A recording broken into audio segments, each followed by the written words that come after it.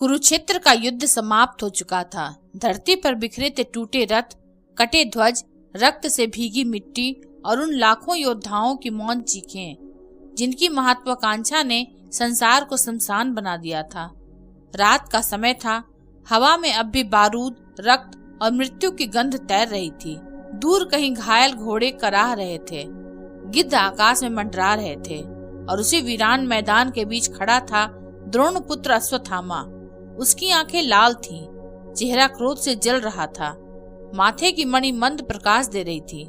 लेकिन उस रात उसके भीतर केवल क्रोध नहीं था, एक प्रश्न था, एक ऐसा प्रश्न जिसने उसके हृदय को भीतर से तोड़ दिया था। वह आकाश की ओर देखकर चीखा, हे कृष्ण, सब कहते हैं कि धर्म की विजय हुई। यदि यह धर्म है तो मेरे पिता क्यों मारे गए? मेरे पिता का अपराध क्या था? उसकी आवाज पूरे कुरुक्षेत्र में गूंज उठी। कुछ क्षण बाद अंधकार के बीच से एक शांत प्रकाश प्रकट हुआ। नीले वस्त्र, मोर पंख, करुणा से भरी आंखें। स्वयं श्री कृष्ण उसके सामने खड़े थे। श्री कृष्ण ने शांत स्वर में कहा, अश्वत्थामा, तुम्हारे प्रश्न का उत्तर सरल नहीं है, क्योंकि तुम्हारे पिता केवल एक व्यक्ति नहीं थे। वे ज्ञान, अभिमान, मोह और अधर्म के बीच फंसे हुए एक महान आत्मा थे। अश्वत्थामा की आंखों में आंसू भर आए। तो बताइए माधव, क्या मेरे पिता अधर्मी थे? श्री कृष्ण कुछ क्षण मौन रहे, फिर बोले, नहीं, तुम्हारे पिता जन्म से अधर्मी नहीं थे, परंतु कभी कभी महान व्यक्ति भी गलत पक्ष में खड़े होकर इतिहास के अपराधी बन जाते हैं। श्री कृष्ण धीरे धीरे चलने लगे। अश्वत्थामा उनके पीछे था। श्री कृष्ण बोले, क्या तुम जानते हो अश्वत्थामा, तुम्हारे पिता का जीवन अपमान से शुरू हुआ था। वे महर्षि भरद्वाज के पुत्र थे। ज्ञान उनका धन था, परंतु संसार ज्ञान से नहीं, शक्ति और धन से झुकता है। द्रोणाचार्य अत्यंत निर्धन थे। एक समय ऐसा आया जब छोटे अश्वत्थामा ने दूध मांगा, पर घर में दूध नहीं था। तब तुम्हारी माता ने आटे को पानी में घोलकर तुम्हें पिला दिया और तुम प्रसन्न होकर बोले, माता, आज दूध कितना स्वादिष्ट है। उस दिन द्रोणाचार्य टूट गए थे। उन्होंने पहली बार अनुभव किया कि निर्धनता केवल भूख नहीं देती, वह आत्मा को भी अपमानित करती है। तभी उन्हें याद आया अपना मित्र द्रुपद। बचपन में द्रुपद ने कहा था, जब मैं राजा बनूंगा मेरा आधा राज्य तुम्हारा होगा। द्रोण उसी आशा में द्रुपद के पास गए, परंतु राजसभा में द्रुपद हंस पड़ा। एक निर्धन ब्राह्मण और पांचाल का राजा मित्र कैसे हो सकते हैं? उस दिन द्रोण के भीतर अपमान की आग जल उठी। श्री कृष्ण ने अश्वत्थामा की ओर देखा, यहीं से तुम्हारे पिता बदलने लगे। श्री कृष्ण बोले, अश्वत्थामा, मनुष्य का सबसे बड़ा शत्रु बाहरी नहीं, भीतर का अपमान होता है। द्रोणाचार्य ने प्रण लिया, मैं द्रुपद का अभिमान तोड़ूंगा। उन्होंने हस्तिनापुर में राजकुमारों को शिक्षा देना स्वीकार किया। कौरव और पांडव दोनों उनके शिष्य बने। भीष्म जानते थे कि द्रोण केवल गुरु नहीं, अद्वितीय योद्धा भी हैं। समय बीता, अर्जुन द्रोण का प्रिय शिष्य बना। द्रोण ने उसे संसार का सर्वश्रेष्ठ धनुर्धर बनाने का संकल्प लिया। लेकिन अश्वत्थामा अचानक बोल पड़ा, तो क्या पिता अर्जुन से मुझसे अधिक प्रेम करते थे? श्री कृष्ण मुस्कुराए, नहीं, परंतु गुरु और पिता के धर्म अलग होते हैं। गुरु को योग्य शिष्य प्रिय होता है, पिता को पुत्र। अर्जुन में तप था, अनुशासन था, पूर्ण समर्पण था। द्रोण जानते थे कि अर्जुन उनका स्वप्न पूरा करेगा, और एक दिन वही हुआ। अर्जुन ने द्रुपद को पराजित कर द्रोण के चरणों में ला खड़ा किया। द्रोण ने कहा, आज हमारा ऋण समाप्त हुआ। उन्होंने आधा राज्य लौटाकर द्रुपद को अपमानित किया। श्री कृष्ण बोले, यही पहली भूल हुई। अश्वत्थामा चौंका, प्रतिशोध लेना गलत था। श्री कृष्ण बोले, प्रतिशोध न्याय नहीं देता, केवल अग्नि बढ़ाता है। द्रुपद ने उसी दिन संकल्प लिया, मैं ऐसा पुत्र उत्पन्न करूंगा जो द्रोण का वध करेगा, और उसी अग्नि से जन्म हुआ धृष्टद्युम्न का।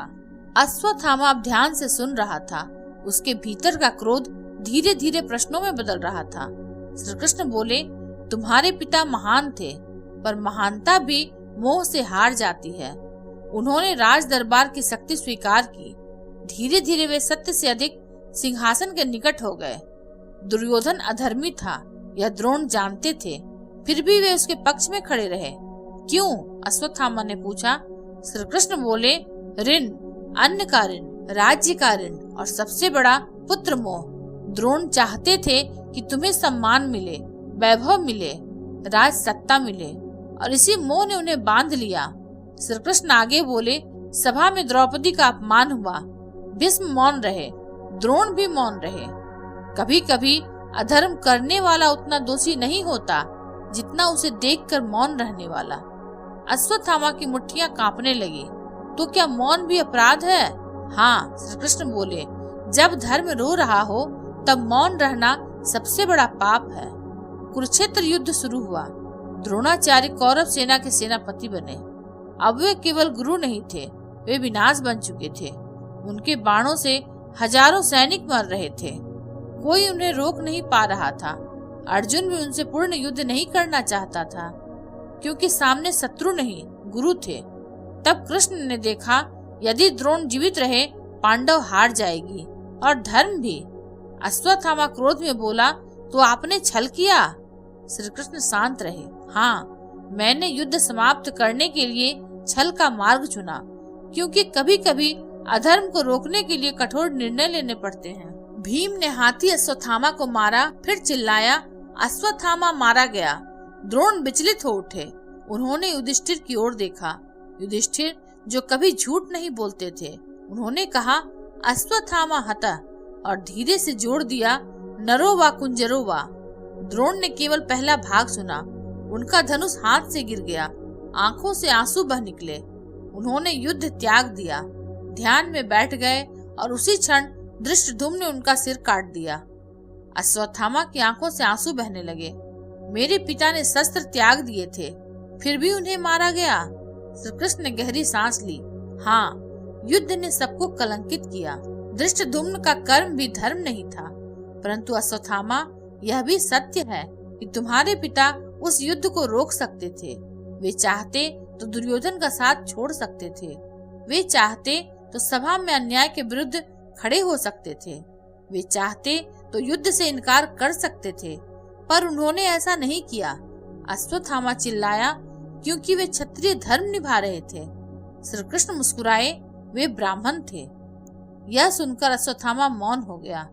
कुछ देर बाद अश्वत्थामा ने धीमे स्वर में पूछा, तो मेरे पिता का सबसे बड़ा अपराध क्या था?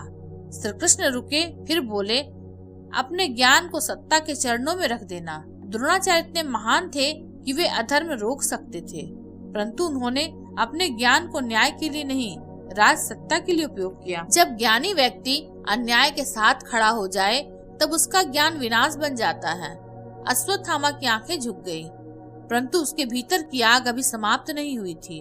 उस रात उसने प्रतिशोध लिया। सोते हुए पांडव पुत्रों की हत्या कर दी, धृष्टद्युम्न को मार डाला। पूरा शिविर रक्त से भर गया।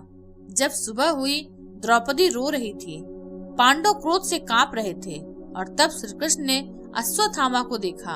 उन्होंने कहा, तुमने अपने पिता की मृत्यु का बदला नहीं लिया, तुमने उनके पाप को और बढ़ा दिया। अश्वत्थामा ने ब्रह्मास्त्र छोड़ दिया। अर्जुन ने भी। संसार विनाश के कगार पर पहुंच गया। तब व्यास आए, दोनों से अस्त्र वापस लेने को कहा। अर्जुन ने अस्त्र लौटा लिया, पर अश्वत्थामा नहीं लौटा सका, क्योंकि क्रोध ज्ञान छीन लेता है। श्री कृष्ण ने अश्वत्थामा से उसकी मणि छीन ली। फिर बोले, तुम अमर रहोगे, परंतु सम्मान के बिना। तुम संसार में भटकते रहोगे, ताकि लोग सीखें, क्रोध और प्रतिशोध मनुष्य को अमर नहीं, अभिशप्त बनाते हैं। अश्वत्थामा रो पड़ा, क्या मेरे पिता मुझसे प्रेम करते थे? श्री कृष्ण की आंखों में करुणा भर आई। द्रोणाचार्य तुम्हें संसार से अधिक प्रेम करते थे, और यही उनका बंधन बन गया। रात समाप्त होने लगी थी। पूर्व दिशा में सूर्य उग रहा था। श्री कृष्ण बोले, अश्वत्थामा, तुम्हारे पिता बुरे व्यक्ति नहीं थे, वे एक महान गुरु थे, परंतु महान व्यक्ति भी जब मोह, अपमान और सत्ता में फंस जाए तो पतन निश्चित हो जाता है। मनुष्य का विनाश उसके शत्रु नहीं करते, उसके भीतर के दोष करते हैं। अश्वत्थामा ने कांपती आवाज में पूछा, क्या संसार उन्हें अपराधी मानेगा? श्री कृष्ण मुस्कुराए, नहीं, संसार उन्हें महान गुरु के रूप में याद करेगा, परंतु ज्ञानी लोग यह भी याद रखेंगे कि धर्म केवल ज्ञान से नहीं, सही पक्ष में खड़े होने से होता है। अश्वत्थामा की आंखों से आंसू बहते रहे। उसने पहली बार समझा उसके पिता की मृत्यु केवल युद्ध में नहीं हुई थी। वे उस दिन मरने लगे थे जब उन्होंने सत्य से अधिक सत्ता को चुन लिया था। और कुरुक्षेत्र की हवा में उस दिन एक अंतिम प्रश्न गूंज रहा था, जब धर्म और संबंधों में चुनाव करना पड़े तो मनुष्य किसे चुने। अगर आपको यह वीडियो अच्छा लगा हो तो इसे लाइक, शेयर और सब्सक्राइब अवश्य करें। धन्यवाद।